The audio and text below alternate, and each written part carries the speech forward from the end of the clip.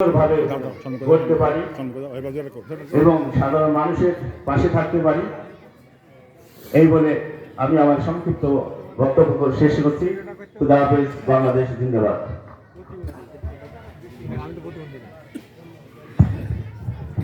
ধন্যবাদ রিয়েল ভাইকে।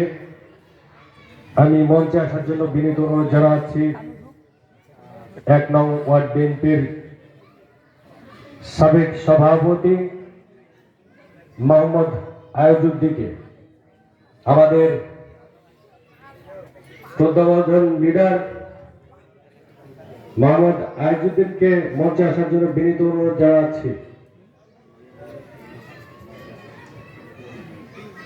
আপসহীন দেশনেত্রী বেগম খালেদা জিয়ার রুহের মাগফিরাত কামনায় ৪ নং মণিগ্রাম ইউনিয়ন অঙ্গ সহযোগী সংগঠনের আয়োজনের দোয়া মাহফিলের প্রধান অতিথি হিসাবে উপস্থিত রয়েছেন আমাদের রাজশাহী ৬ সারঘাট বাগান ধানের শীষের কান্ডারি, যার প্রত্যাশায় আপনারা এতক্ষণ এত কষ্ট সহ্য করে বসে আছেন। তিনি আপনাদের মধ্যে বক্তব্য প্রদান করবেন। বক্তব্য দেওয়ার জন্য বিনীত অনুরোধ জানাচ্ছি রাজশাহী জেলা বিএনপির সম্মানিত আহ্বায়ক এবং বাঘাঘাটের ধানের শীষের মনোনীত প্রার্থী, জননেতা, জননন্দিত নেতা জনাব আবু সাইদ চাচা। আসসালামু আলাইকুম। আউযু বিল্লাহি মিনাশ শাইতানির রাজিম। বিসমিল্লাহির রহমানির রহিম। বাংলাদেশ জাতীয়তাবাদী দল মণিগ্রাম ইউনিয়ন শাখার মিরগঞ্জ ওয়ার্ড আয়োজিত আজকের এই দেশনেত্রী বেগম খালেদা জিয়ার দোয়া মাহফিলের সম্মানিত সভাপতি সাহেব, আপনাদের নির্বাচিত সভাপতি রিয়া, এখানে উপস্থিত আছেন আমাদের সেক্রেটারি, নির্বাচিত সেক্রেটারি মুকুল, এখানে উপস্থিত আছেন মৎস্যজীবী জেলার সভাপতি সেক্রেটারি আমাদের মামুন, থানা মৎস্য দলের সভাপতি আমাদের সামাদ ভাই, জেলার সভাপতি শামীম, ছাত্র দলের সভাপতি শামীম এবং স্বেচ্ছাসেবক দলের নাজমুল,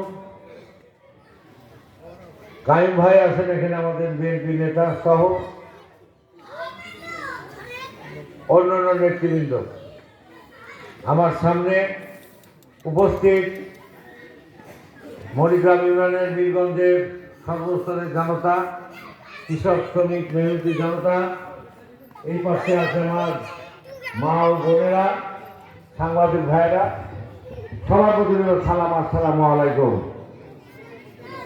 আপনারা জানেন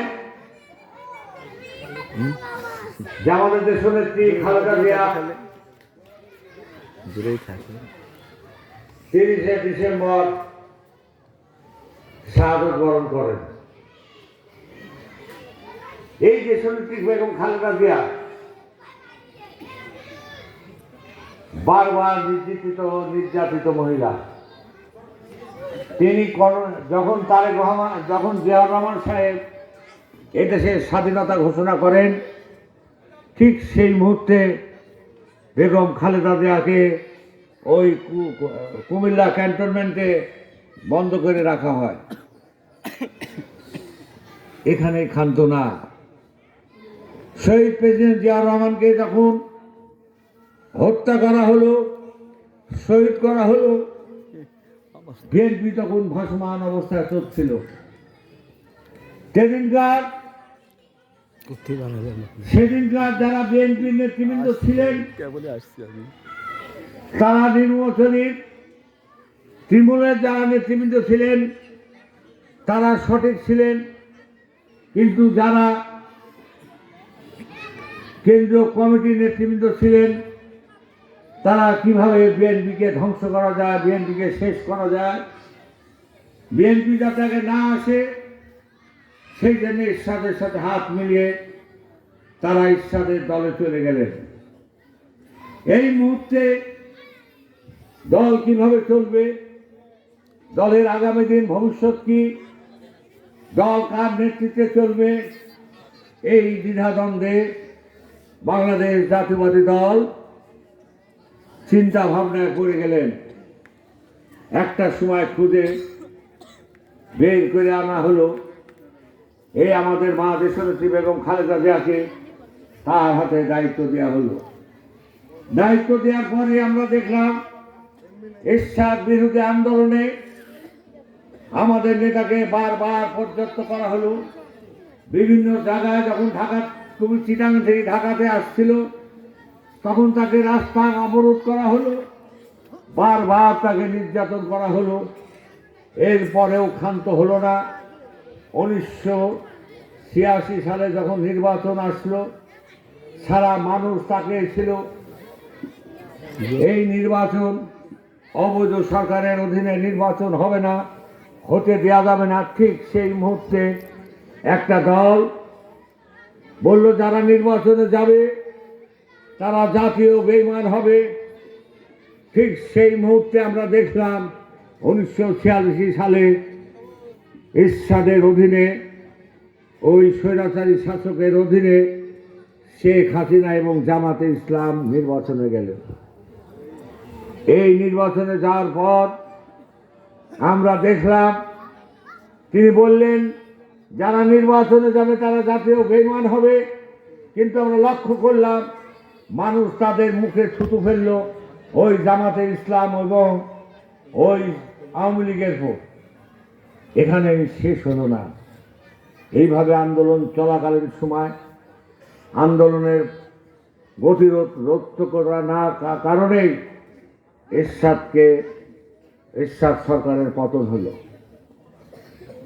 হলো। আমাদের নেত্রী বেগম খালেদা জিয়া ঐতিহাসিক ভাষণে বললেন আগামী সংসদ নির্বাচনে, জাতীয় সংসদ নির্বাচনে বাংলাদেশ জাতীয়বাদী দল অংশগ্রহণ করবে। সেই সময় তখনকার দিনে সেই শেখ হাসিনা কলকাতা বিমানবন্দরে, দমদম বিমানবন্দরে ঘোষণা দিলেন যে বাংলাদেশ জাতীয়বাদী দল বিএনপি মাত্র 10টা সিট পাবে। এটা আপনারা অনেকে শুনেছেন, সাংবাদিক বন্ধুরাও জানেন। ওই কণ্ঠে খালেদা জিয়া বজ্র কণ্ঠে আওয়াজ তুলেছিলেন, আল্লাহ রাব্বুল আলামিন আপনারা ধানের শীষে ভোট দেন, আল্লাহ রাব্বুল আলামিন বাংলাদেশ জাতীয়বাদী দলকে ক্ষমতা আনবেন। 91 সালে বাংলাদেশ জাতীয়বাদী দল ক্ষমতা আসলো।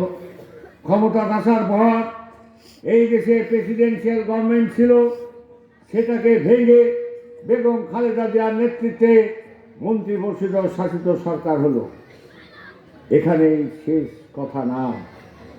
শেষ কথা, দেশ ঠিক মতন চলছিল, সবই চলছিল।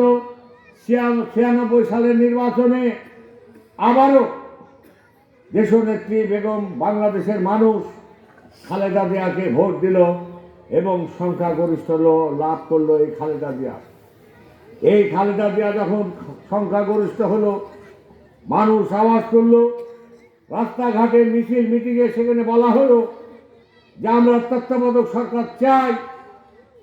বেগম খালেদা জিয়া বজ্র কণ্ঠে ঘোষণা দিলেন, মানুষ জনগণ যেহেতু সরকার তত্ত্বাবধায়ক সরকার চায়, উনি নিজে সংসদে তত্ত্বাবধায়ক সরকারের বিল পাস করে উনি ক্ষমতার থেকে চলে গেলেন। এবং আমি আজকে একটা কথা আপনাকে বলতে চাই, বাংলাদেশ কোনো ভোট ছাড়া 17 বছর একটা দল ক্ষমতা ছিল, তারা 17 বছরে কোনো ভোট লাগেনি, জনগণের কোনো ভোটের দরকার ছিল না। ঠিক সেই জোর না করে ক্ষমতা না থাকার জন্যে জনগণের রায়কে শ্রদ্ধা সম্মান দিয়ে তিনি তত্ত্বাবধায়ক সরকার বিল পাস করে চলে আসলেন। বিরোধী দলের ভোটে উনি 116টা সিট নিয়ে সংখ্যাগরিষ্ঠ বিরোধী দল গঠন করল। এই শেষ কথা হলো যে আবারও 2001 সালে বাংলাদেশের মানুষ আবারও খালেদা জিয়াকে ক্ষমতা টানলেন। খালেদা জিয়াকে ক্ষমতা আনার পর খালেদা জিয়া আবারও ক্ষমতাচ্যুত হলো, দেশ তত্ত্বাবধায়ক সরকারের অধীনে লাগলো। আমার আজকে এই জনগণের কাছে, আপনাদের কাছে, সাংবাদিক ভাইদের কাছে, আমার মা বোনের কাছে প্রশ্ন, দেশ যদি খালেদা জিয়ার একটা ফার্স্ট ক্লাস নাগরিক, তাকে কি দেখলাম আমরা? তাকে দেখলাম নাগরিকের যে একটা চিকিৎসা, সেই চিকিৎসার থেকে সে বঞ্চিত হলো।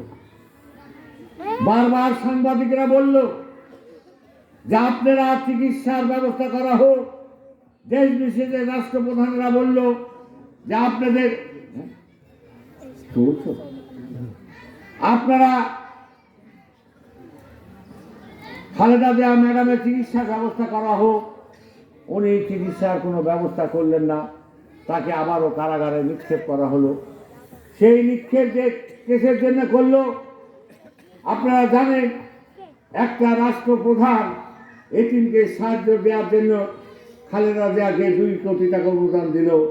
সেই 2 কোটি থেকে এখন বাংলাদেশ ব্যাংকে 12 কোটি টাকা হয়েছে। সেই মিথ্যা বানোয়ারকে মানুষের কাছে বিতর্কিত করার জন্য বেগম খালেদা জিয়াকে ওই কেসের মাধ্যমে ওই কারাগারে নিক্ষেপ করা হলো। যে কারাগারে ছিলেন উনি, ওই কারাগারে কোনো আলো বাতাস লাগে না, বন্ধ করবার কোনো আলো বাতাস নাই, কোনো লোকের সাথে তার যোগাযোগ নাই। একটা নির্জন কারাগারে তাকে রাখা হলো। সেখানে রাখি কি করা হলো? ম্যাডাম খালেদা জিয়াকে চিকিৎসা না হবে তিলে তিলে তাকে মারি ফেলা হলো। তার কোনো চিকিৎসা হলো না। আজকে আমরা বলতে চাই, ডাক্তার যখন 5 আগস্টের পর ডাক্তারকে বলা হলো, ডাক্তার বললো আর 2 বছরে 18 মাস 19 মাসের মধ্যে তার হৃৎপিণ্ড থেকে আরম্ভ করে সমস্ত শরীর, তার সমস্ত শরীরে অকেজো হয়ে গেছে, চিকিৎসার কোনো ব্যবস্থা হবে না। আজকে বন্ধুরা, আজকে রাষ্ট্রপ্রধান দেশের এত কাজ করলো, মা মন্দির নিয়ে এত কাজ করলো, এই বাংলাদেশের গণতন্ত্র প্রতিষ্ঠান করতে খালেদা জিয়া, যে গণতন্ত্রকে শেখ মুজিব, শেখ হাসিনা হত্যা করছিল, ইসলাম হত্যা করছিল, সেই বহুদলীয় গণতন্ত্র প্রবর্তক জিয়া রহমানের স্ত্রী 91 সালে গণতন্ত্র প্রেসিডেন্ট অফ পার্লামেন্ট সৃষ্টি করে চলে গেল। তাকে তিলে তিলে শেখ হাসিনা মারি ফেললেন। এর জন্য তার শুধু এখানেই না, আরো ভাবকেও তিনি এইভাবে মারি ফেলা হয়েছে। চেষ্টা করা হয়েছিল যে তারেক রহমানকে মারি ফেলা হবে, বিদেশে ছিল, চিকিৎসার কারণে সে দেখি। আমার প্রশ্ন, এত অত্যাচার, এত নির্যাতন করার পরও ম্যাডামের যখন আমরা দেখেছিলাম, আমাদের আশা ছিল ম্যাডাম আজকে আমাকে নমিনেশন দিয়ে গেছেন। আমারও আশা ছিল চারঘাট বাগার মানুষের কাছে আছি, ম্যাডাম বলবে আমি চাঁদকে দোয়া করলাম। এটা আমাদের আশা ছিল, চারঘাট বাগার মানুষের আশা ছিল। সেখান থেকে চারঘাট বাগার মানুষকে আজকে বঞ্চিত করা হলো, ম্যাডামকে তিলে তিলে মারি ফেলা হলো। আল্লাহ রাব্বুল আলামিন কাছে আপনাদের কাছে প্রশ্ন, ম্যাডাম কি অপরাধ করেছিল, কি কারণে তাকে আজকে চিকিৎসার অভাবে তাকে মারি ফেলা হলো? আজকে এখানে শান্ত হলো না। তিনি এই দেশের মানুষের জন্য, কল্যাণের জন্য সমস্ত কাজ করিয়েছেন। তিনি শহীদ প্রেসিডেন্ট জিয়া রহমানের সন্তান, স্ত্রী, তার কোনো অতৃপ্তি কিছুই ছিল না। শুধু একটা কথাই আজকে প্রশ্ন করি আপনাদের কাছে, ম্যাডামকে দেখি তার ভয় ছিল, একটা ভয় ছিল, এ যদি জনগণের কাতারে থাকে, জনগণের মাঝে থাকে, তাহলে আওয়ামী লীগ সরকার জীবনে কোনোদিন ক্ষমতা থাকতে পারবে না। এই ভয়ের কারণে তাকে ঢুকে ঢুকে মারা হয়েছে। তারপরে কি হলো? তারপরে আমাদের মৃত্যুর সময় আপনারা যারা জানাজায় গেছিলেন তারা দেখেছেন পৃথিবীর বুকে এত বড় জানা কোনোদিন হয়নি। পৃথিবীর বুকে মানুষের ঢল নামে ঢাকা শহরে মানুষ কানতে কানতে জানাজাত আসে। যত আলেম ওলেমারা ছিল তারা সারা জীবন কাঁদিছে এবং ওই কফিন নিয়ে তারা টানাটানি করছে, কে কফিনটা ধরবে। এই আলেমদেরকে এত ভালোবাসতো ম্যাডাম খালেদা জিয়া, এতিমদেরকে ভালোবাসতো, তারা কান্দনে তারা কফিন ধরার লেগে তাড়াতাড়ি করেছে। ম্যাডাম আমাদেরকে রেখে চলে গেলেন। আজকে তাই আপনাদের কাছে আজকে প্রশ্ন যে আপনারা আজকে দোয়ার মাহফিলে ম্যাডামের জন্য অন্তরস্থল থেকে অন্তর থেকে আপনারা সবাই দোয়া করবেন। পাশাপাশি আরেকটা দল আপনাদের কাছে বারবার এসে বিভ্রান্তি করছে, তারা বলছে ইসলামের দোহাই দিয়ে তারা পার হচ্ছে। আমার নেতা তারেক রহমান সাহেব ঐতিহাসিক 300 ঐতিহাসিক বক্তৃতা বলেছে, আমি নবী করিমের ইনসাফ ভিত্তিক এই দেশ পরিচালনা করব। ওনারা কাকে পছন্দ করছে? ওনারা ওই মদুদ মার্কা, যে মদুদ মার্কা নবীর কোনো তরিকা না, গোলাম আজম নবীর কোনো তরিকা না, তাদেরকে প্রতিষ্ঠান করার জন্যে, ইসলামকে বিভ্রান্তি করার জন্যে আজকে এইসব আবল তাবল করে মা বোনদের কাছে বিভ্রান্তি করছেন। মা বোনদেরকে বলছেন বেহেশত পাওয়া যাবে। নবী করিম সাল্লাল্লাহু আলাইহি সাল্লাম বেহেশতের গ্যারান্টি দিতে পারে নাই।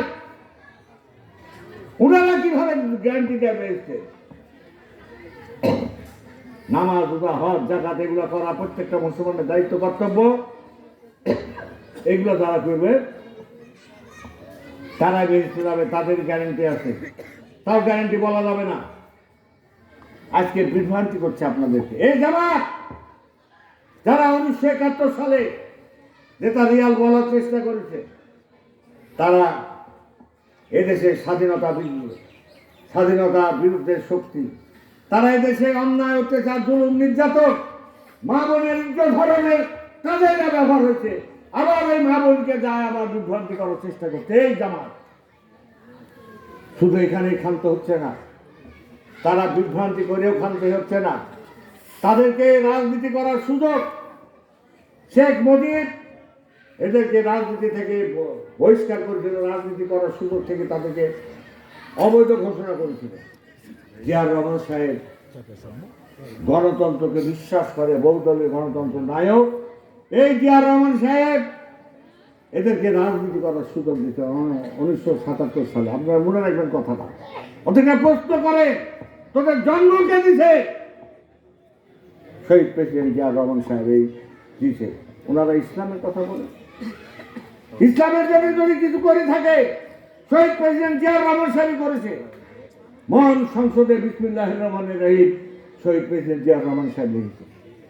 এদেশে এটা লেখা ছিল না। পুনরা ইসলামের জন্য এত বড় কোন কাজটা ইসলামের জন্য করেছে ওরা দেখান আমার। আমি তো একটা নমুনা দিলাম।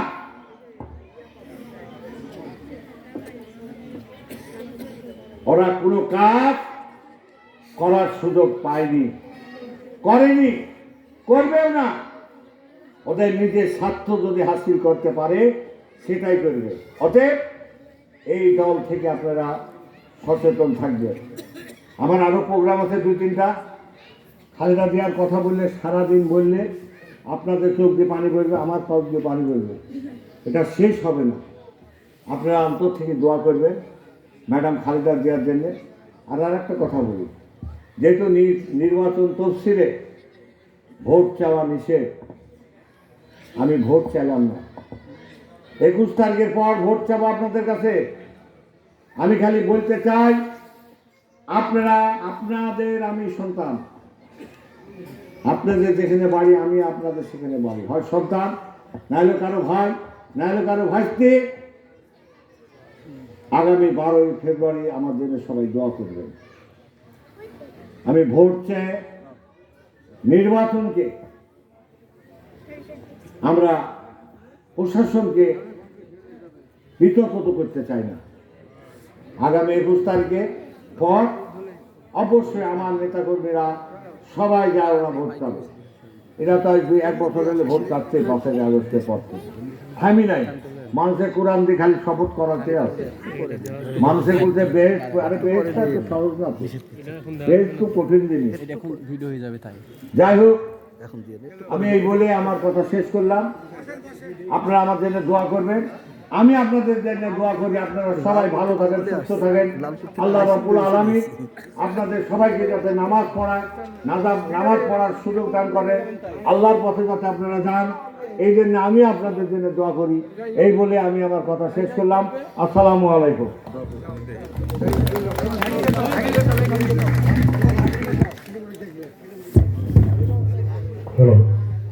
ধন্যবাদ প্রিয় নেতাকে। মঞ্চে আসার জন্য অনুরোধ জানাচ্ছি মনিগ্রাম